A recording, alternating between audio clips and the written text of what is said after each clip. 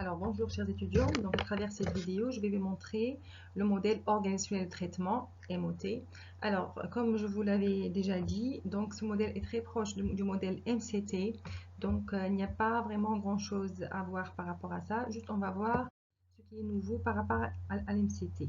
Alors les points qu'on va donc ajouter par rapport à l'MCT, c'est les nouvelles règles d'organisation. Alors, les postes de travail, donc on va voir pour chaque opération quel poste de travail qui permet d'assurer cette opération-là. Le traitement au niveau de chaque opération, est-ce que c'est manuel ou automatisé? Et les contraintes de temps relatives à chaque opération. Donc voilà, c'est ça les changements par rapport à l'MCT. Donc pour chaque opération, le poste de travail, le traitement, est-ce qu'il est manuel ou automatisé, et les contraintes de temps. Voilà. Alors, une phase, donc, c'est par correspondance dans le modèle MCT, donc c'est l'opération, d'accord? Voilà, mais il faut qu'elle soit donc faite par le même poste de travail, par un même poste de travail, parce qu'on va organiser les opérations dans les postes de travail, donc chaque opération doit être assurée par un seul poste de travail. Voilà. Maintenant, le poste de travail, c'est l'ensemble de moyens de ressources qui est responsable d'assurer l'opération. La nature du traitement, donc, il est soit manuel, soit conversationnel, c'est-à-dire traitement unitaire immédiat. D'accord, c'est-à-dire un traitement automatique, entièrement automatique, et traitement par lot, traitement différé, traitement batch, c'est-à-dire il peut être semi-automatique. Voilà. La période d'exécution, donc c'est les contraintes de temps relatives à chaque opération, par exemple à 17 heures ou le jour J, etc. Donc toutes contraintes relatives au temps. Voilà. Les événements, donc c'est les événements qu'on a vus avec l'MCT, donc les événements internes, les événements externes, d'accord, donc internes en provenance de l'intérieur, les événements externes donc en provenance de l'extérieur du système d'information. Il y a à ça s'ajoutent les événements intermédiaires pardon, qu'on aura peut-être besoin pour enrichir notre modèle MOT. Voilà. Donc le formalisme, regardez, donc c'est bien le MCT, mais qu'est-ce qu'on a ajouté? À chaque, donc nous avons ajouté les postes de travail. Donc voilà, poste de travail 1, 2, voilà, il peut y avoir plusieurs postes de travail, donc qui sont impliqués dans le processus.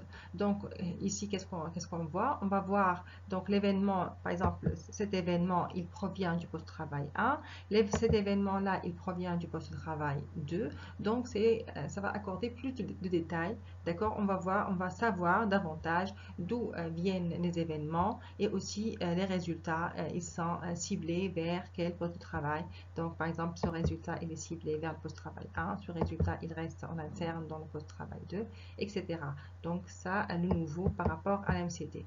Aussi, la nature. Chaque opération, donc, il faut spécifier le type de traitement. Est-ce que c'est manuel? Est-ce que c'est par batch? Est-ce que c'est conversationnel? Donc, entièrement automatique, par batch, différé, semi-automatique. D'accord? Et à chaque opération, le temps, le moment où se déroule cette opération-là. Voilà.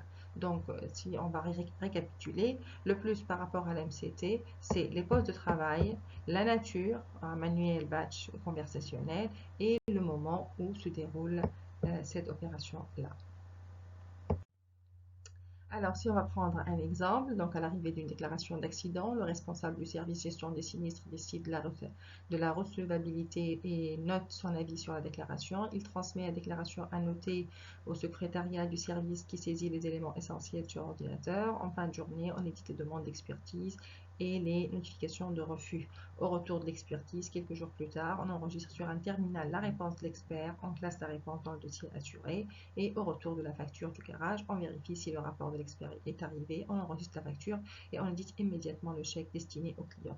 Donc je vous invite donc à lire cette étude de cas à tête reposée et voilà, afin de comprendre bien les différentes opérations, distingue les différentes opérations. Donc voilà, les différentes opérations, on a 5 opérations: analyse de la déclaration, saisie, enregistrement de la déclaration, édition, notif de refus, saisie, enregistrement du rapport d'expertise, saisie, enregistrement de la facture. Voilà.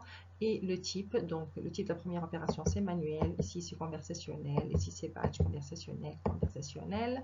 Le poste, donc la première opération, le responsable chef de service, la deuxième c'est le secrétaire, troisième c'est l'informaticien, le secrétaire et le secrétaire. Donc à partir de là, on peut élaborer notre MOT. Donc ici on place nos postes de travail qui sont chef service, secrétaire, informatique. On met donc les événements, d'accord, les événements et les opérations, on les dispatche sur ces différents postes de travail. Voilà, déclaration de sinistre, analyse de déclaration, ça se passe dans le chef service, par le chef service, déclaration annotée. Ensuite, on va au secrétaire pour la saisie de déclaration, le dossier saisi. Ensuite, édition de notification, donc c'est dans le service informatique. Et puis, saisie avis expert, on revient à secrétariat, saisie de la facture, et voilà. Donc, au niveau de chaque opération, on met, donc ici c'est manuel, ici c'est conversationnel, ici c'est différé, conversationnel. Voilà. Le temps, ici c'est le jour J, ici c'est 17 heures, donc jour J plus N, jour J plus M. Donc, tous ces détails-là, on les extrait bien sûr l'étude de cas. S'il n'y a pas vraiment de détails à extraire, on laisse les champs vides, bien entendu. Voilà, c'est la fin donc du MOT. J'espère que c'est clair pour vous. Si vous avez des questions, n'hésitez pas à les poser. Voilà, je vous proposerai un deuxième TD, Inch'Allah, dans les prochains jours à venir. Au revoir.